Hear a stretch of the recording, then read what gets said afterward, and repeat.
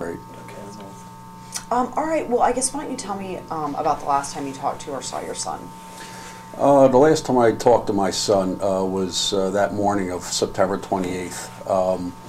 Him and his two friends that he went out with on that day to the Puerto Rican Day Parade actually slept at my home, and I cooked them all breakfast and get some food in their belly before they end up going out to try to enjoy themselves over in Philadelphia. And you know, just idle chit-chat, guy stuff. We were the only three in the house at the time, so you know, we're just talking, and they're all in their 20s, and it was kind of invigorating for me to see them young guys get along, getting ready to go out, and basically the last words that I actually said to Matthew, well, actually to all three of them, is you know, you're going over to Philadelphia, watch each other's back. You know, they all looked, sure, you know, like a joke, and they all got in the vehicle, and I remember being off to the side, and he was in the back seat, and he just looked at me, he gave me one quick, like this on his way out, and I gave him a quick wave, and that was the last gesture I had with my son while he was still alive. Okay, so tell me when you found out about what happened. Well, it was that evening, I guess somewhere around 8:30 p.m., and I know that because the Philadelphia Eagles were playing the Chicago Bears in Soldier Field, and of course that was a big deal with Donovan McNabb coming back to his hometown and everything. So, but probably about 8:45, I received a phone call from the Philadelphia PD, basically telling us that my son's been shot and try to get to Hahnemann Hospital as quickly as possible. So at that moment, it was a blur. I had just sweatpants on and things. I threw clothes on real fast, and I got in a vehicle, and we went as quickly, as safely as possible to Hahnemann Hospital. And what did you see when you got there? Well, we were in the emergency room, and the receptionist at the emergency room, basically, it was myself, my wife, and the two boys that were with my son. They basically escorted us into a back room, a waiting room, and just waiting, and we were told that my son was in surgery. So, you know, at that point I was trying to get any information I can. They don't want to divulge too much, but at that moment, with a little bit of prodding from myself with the receptionist, who really shouldn't have said much, kind of determined that, it wasn't a totally fatal shot at that moment, and gave us a little hope. We didn't know the severity of it, so at that moment I had some relief, believe it or not. And what did you find out had happened to your son? We found out, we didn't know specifics. The two boys told us basically what happened about the car breaking down and my son jumping into the vehicle to get jumper cables and hoping to come back. You know, these guys were supposed to help the three suspects. Well, let's talk about that. Let's talk about what your understanding is that happened that day that led to his death. Why don't you talk to me about if you can go through the details? Sure, absolutely. Yeah, the three of them went to the Puerto Rican Day Parade. My son's been doing that for years. One of his friends is Hispanic. One of the three boys is Hispanic. So it's kind of like, it's a fun day. I mean, it's day of parades and parties and things like that. And it was rainy out that day. And I just reminded him, also prior to the last words I told him, I said, don't forget you have to work tomorrow, because it was a Sunday. He said, no problem, because we're not going to be too late. So so they ended up going over there. From what I understand, they had a nice time and, just ate and had a couple beers and relaxed, and then started to rain. And from what I understand, they said, we're outside, let's call it a day. So what we believe, it was confirmed by the other guys, that they were on their way to the bridge, toward the bridge, the Ben Franklin Bridge. So, and at that point, Chris, one of Matt's friends, and him were talking about some girls, silly 20-year-old stuff, and they got a little altercation, verbal altercation, and they've known each other for years, and they ended up getting out of the car just to talk it out. Lasted like a minute, but then when they went back in the car to try to take off, the car wouldn't start.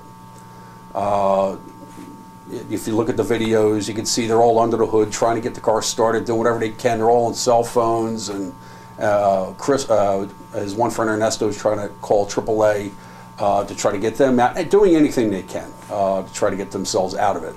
And at that point, at some point prior to that, the suspect's vehicle drove by them, and it's on video, and basically they circled the block and came back for a second time. Now, my son was off camera the first time went by. I have a feeling he may have seen him the first time, because the second time it was almost like he waved him down. So I don't know if it was that, or he saw the Jersey plates and the guys were driving so slow and just looking at them. You know, he thought, hey, you know, people, you know, help, you know, jumping cables, get us out of here, whatever he was thinking. So at that point he flagged the car down and they pulled over. There was a conversation, we don't know what it is because it's off camera, and he came back to his friends and he said, I'll be back, I'm getting jumper cables. I think my son took it upon himself to try to get them out of here. He was the only one familiar with Philadelphia. The other two boys were from out of town.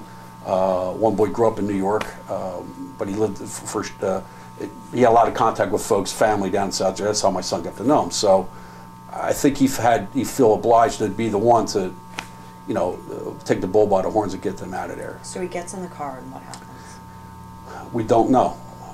Basically, he got in a vehicle and they made a left on Spring Garden Street and basically went back, made another left on Fifth Street, and basically circled back again onto Fairmount and went up Fairmount. And somewhere, we don't know what went awry here. We have no clue. We don't know if they tried to rob him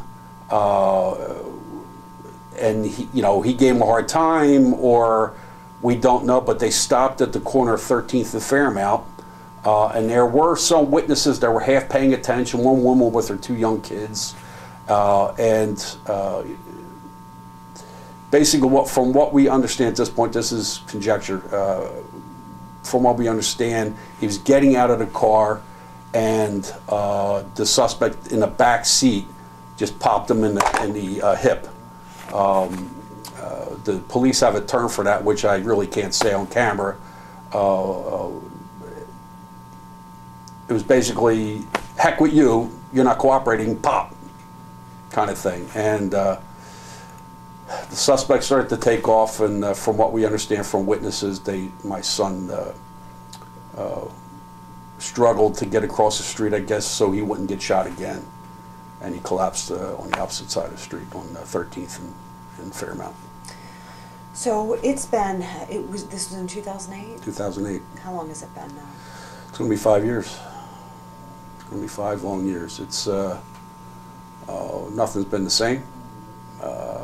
My family's been very supportive. My nephew, Detective Chuck Dougherty, has been at the helm. He's my son's cousin and godfather, and all my other family members and friends have rallied unbelievably to support us the best we can. And you don't quite know how to handle it. It's left a large hole in my heart. My son was my namesake, Matt Novak. We were becoming friends, like the parent-child relationship is disappearing a bit. You know, he's reaching 24, we're becoming friends, or we would avidly go out with each other and sporting events. We love going to Eagles. I bought these season tickets, Eagles season tickets, just so him and I can go every Sunday. And over the last 5 years, I probably went to a total of 10 games. You know, and that's just to take family out and get my mother out and my nephew, and that's it. I don't have it anymore. It's a shit. It's been hard. 5 years later, I mean, does it seem shocking to you? Is there a level of frustration that? It's very frustrating because there's a large reward out there. There's a $40,000 reward, and either the information is not getting to the people it needs to get to, or folks are afraid to snitch for whatever reason. That snitch policy I don't get, because, you know, as I said earlier, if it was their loved one, their family member, they would be looking for justice. They'd be looking for people's help. They would be looking for the police to come out and to help them. But for them not to keep their mouth shut, there's a $40,000 reward. That's a lot of money. You could do a lot of things with that $40,000. And frankly, I don't care what you do with it. If someone were to come forward and to help us out to catch these creeps, it would change everything for us. At least to give my son, able to him to rest in peace, and give him some justice, and give the family a little peace, knowing that these guys aren't out there doing it to other people. And that's really where I'm at right now. I mean, at least half of it is to get justice for my son, but the rest of it is to get these creeps off the street. I mean, they're doing it. If they haven't already done it to other people, they're going to continue to do it. That's just the type of people they are. Does it get scary or concerning that 5 years has gone by? Is there a concern that the trail has gone cold? Not with the family hasn't gone cold. I know that. Not with my nephew hasn't gone cold. Not with us. But yeah, it is getting harder. People do forget, and it is getting harder to get the word out. You know, I give you guys a lot of credit for reaching out. We're trying to keep it as fresh as possible, but just by the nature of what's happened in 5 years in the time frame, things do get unraveled a bit, and folks forget, and it doesn't become important because there's this type of crime every day in Philadelphia, in Camden, South Jersey. Every day, people are barraged with this type of information. And I just envision my son's file being at the bottom of a large file in Philly PDs, and it's not their fault. They are barraged with these types of things every day, and they're doing the best that they can with all this. But it's been real frustrating, real frustrating. Anything else you can think of that you want to add? Well, what I want to add is the only true evidence, if you want to call it, is the vehicle, and the vehicle's a 2006 to 2008 dark blue Chevy Impala. And if anybody knows anyone that was driving a vehicle around that time, 2006, 2008 dark blue Chevy Impala with New Jersey plates, they were from New Jersey, even though it happened in Philly, please come forward. Any information will be helpful. Any information to help put these guys behind bars and get them off the street, so they don't do it to your family member or anybody in this room. This is a shot of 6th and Green Street. This is where the boys pulled over. The vehicle was broken down, and basically this is the beginning of them trying to find a reason for the car being broken down. And here they are under the hood, trying to repair the vehicle, trying to find a reason why. You can see my son Matthew. It's my son Matthew. He's on the phone trying to talk to different folks. This is a point where I think they gave up trying to fix it themselves. And that's my son. That's the suspect's vehicle right there. That's a 2006 to 2008 Chevy Impala. That's my son. Just waved them down. I guess he saw their New Jersey tags. Possibly they're going to help. This is at this point, it's off camera. He goes up to the 3 suspects and to ask them for help, basically. That's the car pulled on the left. You can see another shot up here.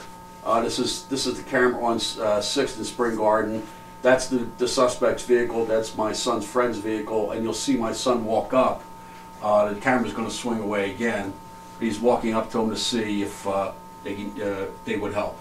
Here he's telling his friends he's going to come back and get some jumper cables. And that is the suspect's car leaving with my son in it. They're making a left onto Spring Garden Street. Basically, they just went around the block. Again, he made another left and another quick left to try to... at that point, we have no clue what they were doing. We have no clue. They were just taking them on a joyride.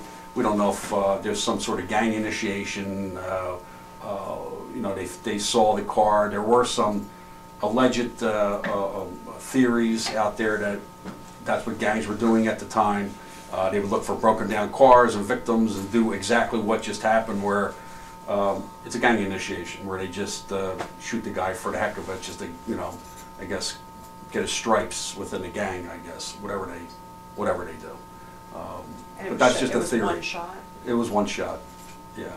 And it went through his side, his lower hip, and it cut right through one of his major arteries in his leg, on the other side of his leg. And the doctors could not save him. They tried to cut off the bleeding and stop the bleeding, but it was too much. And that moment when the doctor came down and gave us the news, I was in total shock and disbelief. I just looked at him like, you're joking. Like, I had no expression for at least the first 3 minutes, and all of a sudden it sunk in what had happened. And I just started to violently vomit. My body lost complete control. I mean, hysterically crying, everybody, the boys, my wife. It was horrendous. It was horrendous to hear that news. Because we, like I said, we had some hope. We thought maybe, you know, he shot elsewhere other than, you know, in his head. That's what first we were hoping did not happen. We found out. So now there's a chance, right? No. Unfortunately for him, it went through a major artery in his leg, so he bled out. Thank you. You good? Yeah. Okay. Thank you so much.